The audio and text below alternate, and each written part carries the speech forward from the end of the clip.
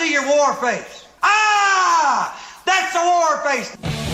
How about global thermonuclear war? Ah! You don't scare me. Work on it. All right, welcome back. 5 minutes after the hour of 9 o'clock. Again, you're listening to 94.9 News Now and Stimulating Talk. Appreciate that. LeeLCRadio@gmail.com is how you can get a hold of us. A little later on, we'll take some calls, 860-464-9490. Right now, we have a special guest. This is the first time I've gotten a chance to talk to this gentleman. He is running for the mayoral position in Bridgeport, Connecticut. His name is John Gomes. John, good morning. How are you, man? Day by day. Thank you for having me. I appreciate you coming on. So it's an interesting story, one that certainly has really walloped the state of Connecticut. You know, you've seen the videos. You've seen the battle between you and Ganem in particular. Last go-around, Ganem, that investigation with the 2018 election is still not really resolved as of right now, 2019, sorry. And now here you go again. Down this road. So let me just ask you quickly so folks can get to know you, get a little bit of info about you. Give a little background, if you can, about you and how you came to this point in your life and why you decided to run for mayor of Bridgeport. I've been in Bridgeport for 42 years. I'm Cape Verdean. I arrived here back in 1981, and Bridgeport has been my home since then, right here in the Hollow section. Went through the public school system, then on to University of Connecticut, and then on to New Hampshire for my master's in international business, worked in corporate America for 15 years. I really got involved in politics for helping someone as a treasurer. And from then, I was appointed by 2 administrations ago to head up a new department called City Staff to measure accountability and efficiency within the city and really understanding how the resources that we have and how it needs to be applicable and really trying to eliminate wasteful spending. And that didn't work out because it was more politics than result-oriented because I'm a resident here. I'm a father here, investor here, and we suffer the consequences. We departed, and then someone said, let's give a second chance. And I said, you know what?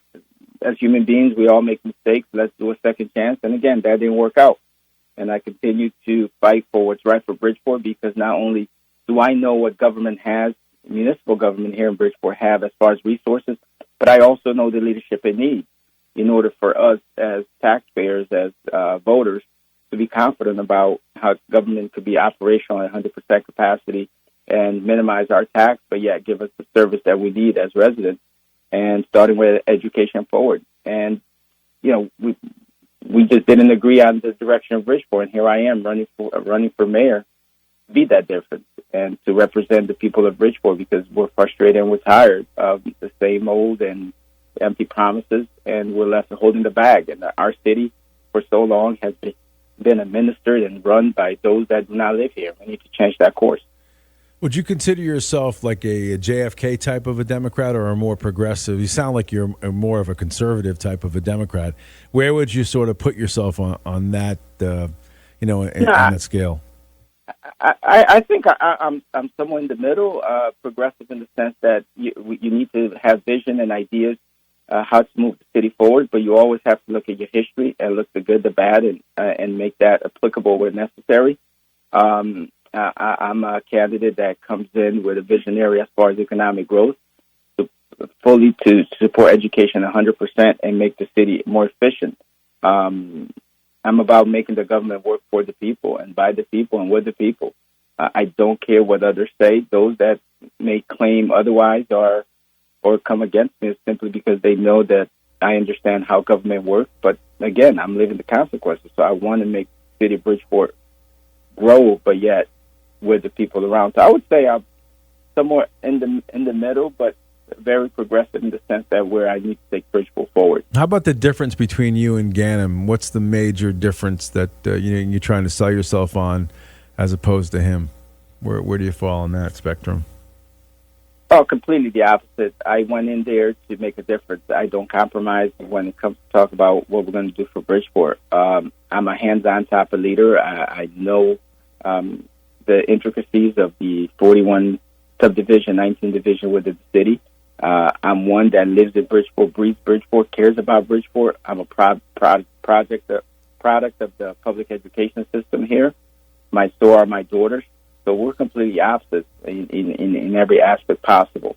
And I'm one that want true change. I don't want change just for a selected few. I want change for the overall city of Bridgeport, everyone.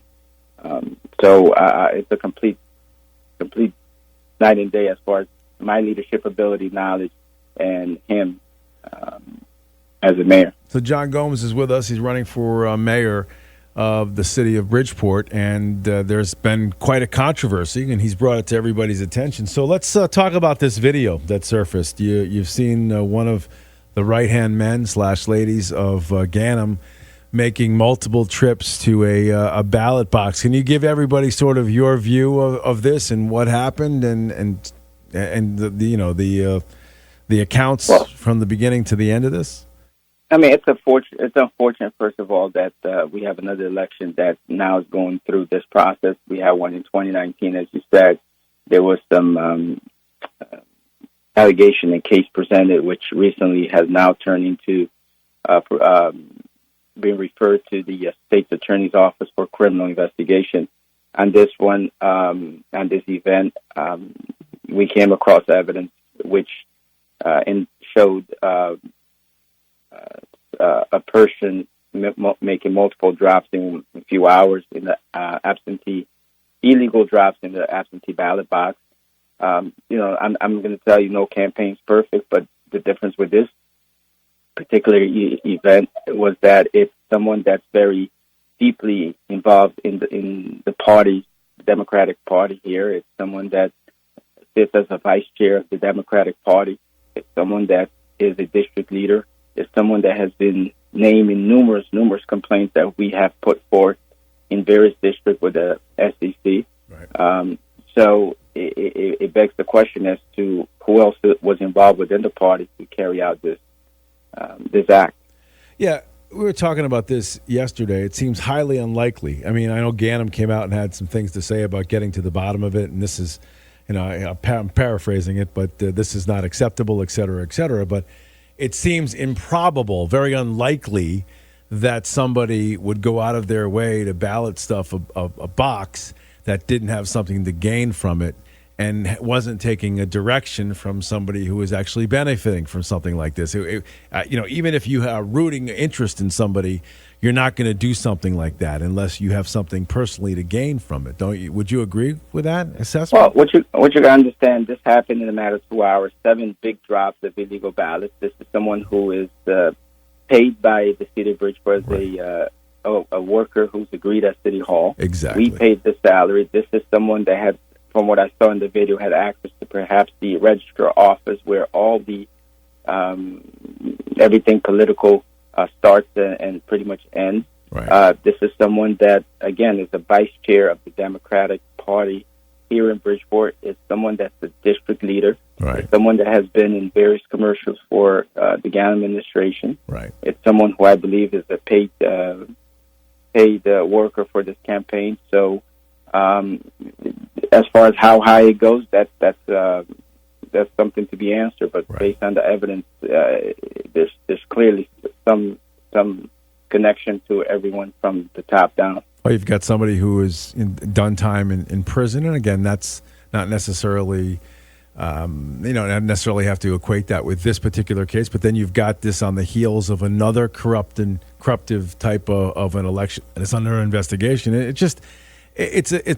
me, it seems outrageous to make a statement like you want to get to the bottom of this when it's your people doing exactly this. I mean, the other thing to add to that, I know for a few days prior there was some complaint to the police department about this incident.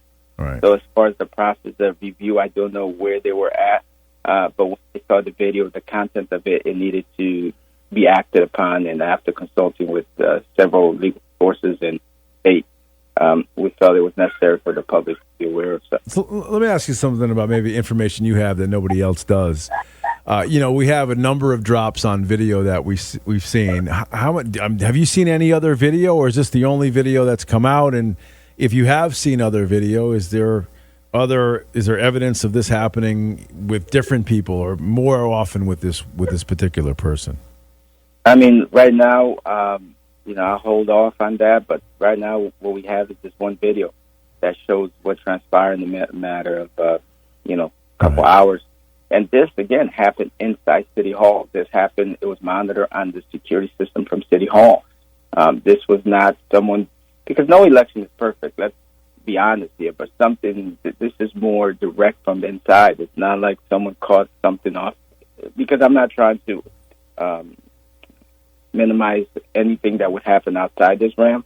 But what I'm saying is that this happened inside City Hall. This was captured on City Hall security system. This was caught on someone very much affiliated with the party overall. You want another election, or do you want Ganim or whoever is in if it goes up to Ganim, I assume you want him not to be able to run again. I guess that would be the ultimate conclude. But at the very least, you want another election, correct? Another primary. Correct. Our attorney has filed paperwork to motion for this primary result to be thrown out and a new primary to be ordered. Do you feel like this happens in a lot of different elections? Well, it's a question I guess you would have to apply to the individual case. I mean, we had one in 2019. We had one now. Yeah. So it really opens the question for answers.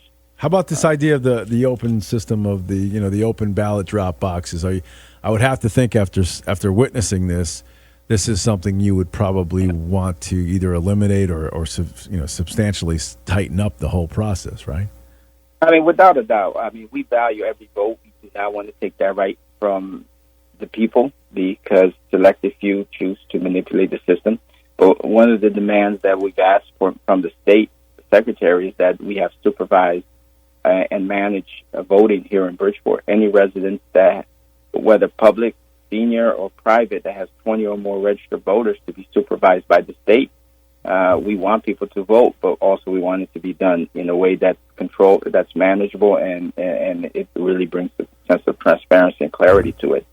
So that's one of the main things. These ballot boxes where they're at, I don't know whether security monitor security on top of it, or you maybe change the quantity or the size of the drop to equal to one envelope per time. I'll leave that to those experts in Hartford to figure it out. But one thing we do want is a supervised election, not hopefully before then on another primary, but also on the general election on November 7th. Sure. Because we really have to work to restore the credibility and give every voter here the confidence that their vote will count equally. John Gomes is kind enough to join us today. I'm sure he's very busy all over the place. He's been on a number of different other stations, television shows, etc., and he's talking about this case with the ballot stuffing of the primary, which happened a couple of weeks ago now as we look back at the calendar. But I was thinking, I don't know if you've seen this movie, but this is more of a conservative radio station, and one of the movies that we all kind of went out and saw, which was 2,000 Mules, where it showed a lot of potential or alleged ballot stuffing in the 2020 election. Has anybody from that group of people who put together that film, or anybody in general, talked to you about making this a bigger message out across the country instead of just here in Connecticut? Have you been contacted by anybody about this? I'm not certain up to this point. I would probably have to get back with my press person, because we received not only requests for support tremendously. So I'll have to get back to you on that question. Okay. I want to play. I know you got to go, but let me play a quick piece of audio, and I want to get your opinion on this. This is the Secretary of State, and she had something to say day before yesterday. But I want everybody to hear this, because she phrases something, and I want you to get an idea of what they think of the folks out there casting the votes. This situation is not about partisan politics. It's not about a broken electoral system. This isn't even about absentee ballot systems. It's about a few bad actors and an undereducated electorate. So that was Stephanie, our Secretary of State. So the point the phrase I wanted everybody to hear was uneducated electorate. So the people out there casting votes, John, at least the Secretary of State thinks that they're uneducated. They don't understand the process. Can you comment on that? Well, first of all, I don't think the people of Bridgeport are uneducated. They know very well what they're doing. As she said, there's a selective few. So if she's aware of this, then we should have taken some action on September 6th when we sent a letter out requesting for support from the state, because we knew there were over 4,000 applications out there, and that was alarming and concerning. So I completely, disagreed and, somewhat offended by those words. But, we need to work collectively with the state to make sure this doesn't happen again. Right. And if we need an educational process, then I challenge them to come down here and put the resources necessary to make sure that this doesn't happen again. This is the biggest city in the state. Right. But those few words there lead me to think a little bit. Yeah, I'm good for you. I'm glad. Stand up. We were talking about this a little bit off the air. We all have to stand up, even though we're not. You're on yeah. What's that? I'm sorry. No, well, we're not idiots here in Bridgeport. Of course not. Of course not. And I hate the idea that folks out there think that way in some cases. All right. So listen, what's the next step? What are we waiting for out here in the state of Connecticut? What are we looking to see, and what's your next move? Well, right now we have the paperwork filed with the city. The state, we're looking to see what the court decides, hopefully next week. In the meantime, I'll be appearing as a Democrat on the independent line on November 7th for the time being, and we're just preparing to move forward. And hopefully we have a turnout enough that we'll come out victorious on November 7th as John Gomes, Democrat / on the independent line. So there's no way they can expedite this, get this where you guys can get something done prior to this. So you're really no. The chances of you having another primary are slim. I wouldn't say that. The evidence is overwhelming. Right. You saw what happened in 2019, but this time there's something actually visual that shows the evidence itself. So, I remain optimistic on that end. But, they have to make a decision.